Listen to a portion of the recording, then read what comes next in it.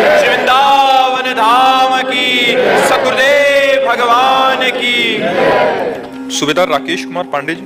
राधे राधे राधे राधे महाराज जी। महाराज जी, मैं सेना में कार्यरत हूँ और दुर्गम परिस्थितियों में भी आपका सत्संग और एकांतिक वार्तालाप सुनने का सौभाग्य मिलता है। अधिकांश सैनिक सुनते हैं महाराज जी। महाराज जी, आपका सत्संग सुनकर नाम जप करते हैं तो घर परिवार छोड़ने का मन होता है। महाराज जी, गृहस्थ आश्रम में हूँ बट। हाँ, घर परिवार तो मत छोड़िए। छोड़ने का मन बना रहे अच्छी बात है, लेकिन छोड़िएगा नहीं। अपने कर्तव्य कर्म को करना। जैसे अर्जुन जी कह रहे हैं मैं संन्यास ले लूं, भगवान कह रहे हैं युद्ध करो। अपने कर्तव्य कर्म का, भजन का फल ही यही है कि संसार झूठा लगने लगे। उमा कहूं मैं अनुभव अपना, सत हरि भजन जगत सब सपना। जब ये सब ऐसा लगने लगे सब नाटक है यार, कोई किसी का नहीं, आप मरो तो सब छूट जाता है।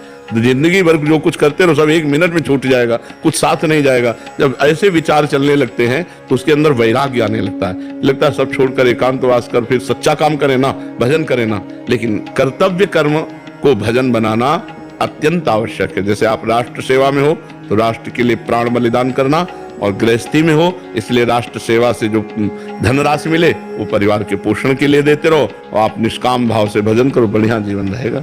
घर परिवार राष्ट्र सेवा छोड़ने की जरूरत नहीं है, क्योंकि समाज सेवा में बड़े बड़े सिद्धों को आना पड़ता है, आना ही पड़ता है। हमारी चाह थोड़ी थी कि हम समाज सेवा करें, निरंतर एकांत सेवन का हमारा स्वभाव था, लेकिन हमको भी भगवान ने समाज में उतारा तो हमें लगता है समाज सेवा भगवान को ज्यादा प्रिय है। चाहे कोई भी सिद्ध हो, समाज सेवा करनी पड़ेगी। तो हमें जब ये अनुभव हुआ तो ये निकला कि भगवान की प्राप्ति के लिए कहीं भागने की जरूरत नहीं है कि आप हरिद्वार चले जाओ, आप काशी चले जाओ। भगवान को प्राप्त करने के लिए जो जहां है वो धर्म पूर्वक अपने कर्तव्य का पालन करे और नाम जप करे तो इसी से भगवत प्राप्ति हो जाएगी। भागने की जरूरत नहीं, भाग के फिर लौट के यही आना पड़ता है। चाहे जहां भाग के जाओ लौट के यही आना पड़ता है, और इस समाज की सेवा करनी पड़ती है। और आपको राष्ट्र की सेवा मिली है, परिवार की सेवा मिली तो उबिएगा नहीं, धर्म पूर्वक उसका पालन कीजिएगा, क्योंकि भगवान की वो भी सेवा है। साहिल जी हरियाणा से। राधे राधे महाराज जी। महाराज जी, परमार्थ के मार्ग पर चलते हुए मनुष्य को कब संतुष्ट हो जाना चाहिए और समझ लेना चाहिए कि भगवान की कृपा उस पर हो चुकी है? जब कोई चाह न रह जाए, जाहि न चाही कबहु कछु, तुम सन सहज स्नेह बसहु निरंतरता सुर सोराउर निजगे। परमार्थ का स्वरूप है निष्काम, कोई कामना न रह जाए, न लोक की न परलोक की, और सहज में परमात्मा से प्रेम हो जाए, आत्मा से प्रेम हो जाए, भगवान से प्रेम हो जाए, निरंतर भगवत चिंतन परायण, कोई कामना नहीं, तब संतुष्ट हो जाना चाहिए। जब सकल कामना हीन जे राम भगत रस लीन, जो समस्त कामनाओं से रहित हो चुके हैं और जो भगवान की भक्ति में लीन है, उन्हीं का जीवन धन्य है। अब जब तक कामना रहे किसी भी लोक परलोक के भोग की, मान प्रतिष्ठा की, तब तक संतुष्ट नहीं होना चाहिए, अधूरा मार्ग है। और जब पूरा हो जाएगा तो ब्रह्मभूता प्रसन्नात्मा न शोचति न कांक्षति समः सर्वेषु भूतेषु मद भक्तिम लभते पराम। परमार्थ का परम लाभ मिला, न कोई शोक, न कोई सोच, न कोई कामना, अखंड प्रसन्नता। भगवत चरणारविंद में हर समय चित्त सावई मनः कृष्ण पदारविंदयो। मन कृष्ण स्वरूप हो गया, भगवत स्वरूप हो गया, चाह मिट गई, अब संतोष धारण कर गया। जब तक ऐसी स्थिति न हो तब तक बढ़ता रहे, तभी वो पूर्ण माना जाएगा। समझ पाए आप? लवली जी दिल्ली से। राधे राधे महाराज जी। महाराज जी, क्या संसार में जो कुछ भी होता है वो कर्मों के नियम से होता है या ईश्वर की इच्छा से होता है? नहीं, कर्म तीन प्रकार के हैं, एक संचित कर्म, एक प्रारब्ध और एक क्रियमाण। क्रियमाण आपको करने की छूट है, आप अच्छे से अच्छा कर सकते हो, बुरा से बुरा कर सकते हो। प्रारब्ध विवश होकर भोगना पड़ेगा, सुख है या दुख है, जो प्रारब्ध में है वो तुम्हें विवश होकर भोगना पड़ेगा। और संचित कर्म गोदाम, जो आपका अनेक जन्मों का कर्म समुदाय रखा हुआ है, जिसके कारण आपको बार बार जन्म बार बार मरण होना है, वो संचित कर्म। जिसके कारण इस शरीर को सुख और दुख भोगना है, वो प्रारब्ध कर्म। और क्रियमाण, इसमें छूट है, आप अच्छे से अच्छा कर्म कर सकते हो, बुरे से बुरा कर्म कर सकते हो, इसमें हरी इच्छा कुछ नहीं है। ये कर्मों का सिद्धांत है। अब भगवान की हम शरण में चले गए, भगवान ने हमारे संचित कर्म भस्म कर दिए, प्रारब्ध भोगने की सामर्थ्य दे दी, और नवीन कर्म हमारे भागवतिक हो रहे, अब हम मुक्त हो जाएंगे। अब हम भगवान की इच्छा से जुड़ गए, अब हमारी इच्छा भगवान की इच्छा में समर्पित हो गई।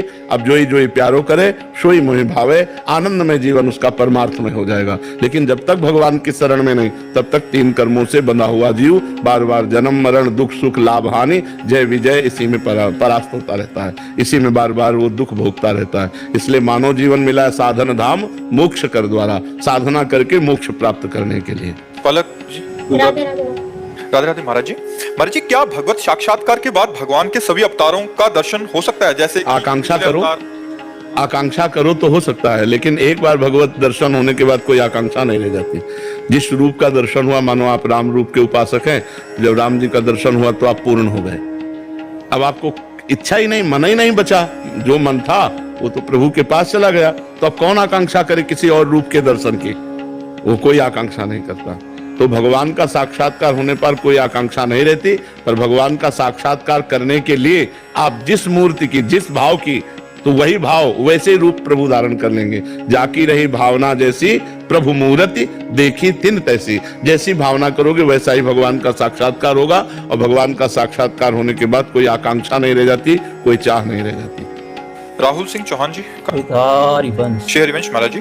महाराज जी, आपके चरणों में कोटि कोटि प्रणाम। महाराज जी, यदि शिष्य गुरु आज्ञा में चले तो क्या गुरुदेव अपने शरणागत शिष्य के कर्मों का भार अपने करुणा में हृदय में समेट लेते हैं, या फिर केवल मार्गदर्शन या साधना? केवल मार्गदर्शन नहीं, अगर वो पूर्ण गुरु के चरणों में समर्पित है तो कमल कर जिन अभय दीन है कर्म बंधन सब कटे।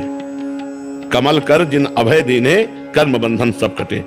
समस्त कर्म बंधन छिन्न भिन्न हो जाते हैं शिष्य के। कटे कर्म बंधन संसारी, सुख सागर पूरी तति भारी। विधि निषेध श्रृंखला छुड़ावे, निज आलय बनान बसावे। आलय बन बसत संग पारस के, आयस कनक समान भयम। मांगो मन मनसि दास अपनी करी, पूरन काम सदा हृदयम। समस्त कर्म बंधनों को काट कर उस जीव को विधि निषेध से पार करके ऐसे महान बना दिया जैसे जंगहे लोहे को पारस ने छू दिया तो सोना बन गया। ऐसे गुरुदेव उसको महान बना देते हैं। जो पूर्ण गुरुदेव को समर्पित है मन वचन कर्म से, गुरु आज्ञा में है, उसका तो काम हो गया। इतनी तो जरूरत है, मन वचन कर्म से गुरुदेव की आज्ञा में चलना, बस इतना हो गया तो सब हो गया।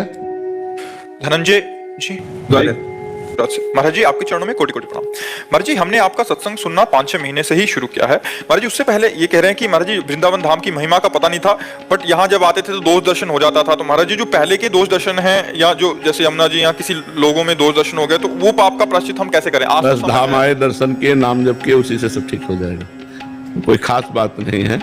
हमारी दृष्टि है, जो दूषित है तो दोष देखेगी, और निर्दोष है तो निर्दोष देखेगी। राम में है तो राम देखेगी, श्याम में है तो श्याम देखेगी, काम में है तो काम देखेगी। सृष्टि कैसी? हमारी दृष्टि जैसी वैसी सृष्टि है ना? नाम जप करो, धाम दर्शन करो, संत वाणी सुनो, उसको अपने जीवन में उतारो, सब पाप नष्ट हो जाएंगे। दिवांशी जी, पंजाब से। राधे राधे महाराज जी। महाराज जी, श्री जी में दृढ़ भरोसा कैसे हो? श्री जी के संतों का संग करे, श्री जी के चरणों की सेवा करे, पवित्र भोजन प्रसाद रूप से पावे, किसी की निंदा ना करे, किसी की निंदा ना सुने, रात दिन राधा राधा रटे, दृढ़ विश्वास हो जाएगा। दृढ़ विश्वास हो गया तो सिद्ध हो गया, फिर क्या दे? विश्वास ही सिद्ध होना तो कठिन होता है, बड़ा कठिन है। व्यक्ति पर विश्वास हो सकता है, भगवान पर नहीं। एक बार हम गंगा किनारे जब भ्रमण करते थे तो कोई गांव नहीं मिला और रात्रि हो गई और सर्दी का समय, कोहरा गिर रहा था। अब जहां खड़े वहीं खड़े, कोई रास्ता नहीं कि किधर जाऊं, क्या करूं। तो एक मन थोड़ा सा भयभीत हुआ। यद्यपि वहीं किनारे ही रहते थे, पर शाम तक कोई न कोई देवालय आश्रम किसी का सहारा ले लेते हैं। उस दिन मिला ही नहीं कोई। अब थोड़ी देर में एक लालटेन सी टिमटिमाई तो भरोसा हो गया कोई व्यक्ति है। तब मन में बड़ा कष्ट हुआ कि भगवान पास है, उनका भरोसा नहीं है। वो व्यक्ति लालटेन जलाए है तो लग रहा है कि वो हमारा सहयोग कर दे, मतलब वहां देखकर भरोसा हो गया, लेकिन पास में भगवान हमारे चल रहे, इस बात का। तो भगवान पर भरोसा होना कठिन होता है, व्यक्ति पर भरोसा होना सहज हो जाता है। अगर भगवान पर भरोसा सहज हो जाए, वही सिद्ध पुरुष हो गया। भगवान पर भरोसा करना कठिन है। वंशदीप शर्मा जी, जम्मू से। राधे राधे महाराज जी। महाराज जी, जब भी मेरे करीबी दोस्त या फिर परिवार वाले दुखी होते हैं तो मैं सोचता हूँ इनका जीवन भी राधा नाम के जाप से आनंद में हो जाए, और उन्हें प्रेरित करने की कोशिश करता हूँ, बताता हूँ कैसे नाम। पर बाद में लगता है कि इनको डर भी लगता है कि नाम जब मेरा कम ना हो जाए। हाँ, क्या करना नहीं, हम किसी को बदल नहीं सकते। यदि आप बदलना ना चाहो तो हम किसी को नहीं बदल सकते। ये हम अपना प्रयास कहते हैं, अपने प्रयास की बात कहते हैं कि हमारा भी तो प्रयास है कि हमारी समाज उज्जवल भविष्य, आनंदमय जीवन, निष्पाप जीवन, लेकिन हमारे कहने से थोड़ी होगा।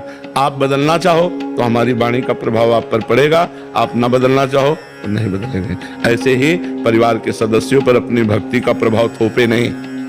अगर वो चलना चाहते हैं तो हम अपने संतों की बातें जो सुनी है, हमारे जो अनुभव में आ रही है वो बता देते हैं। नहीं चलना चाहते तो हमें अपनी तरफ से उपदेश नहीं करना चाहिए।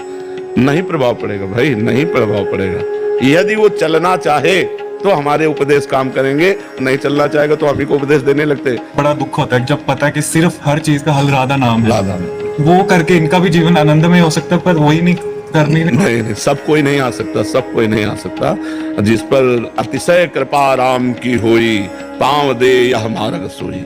अध्यात्म में वही कदम रखता है जिस पर भगवान की विशुद्ध कृपा होती।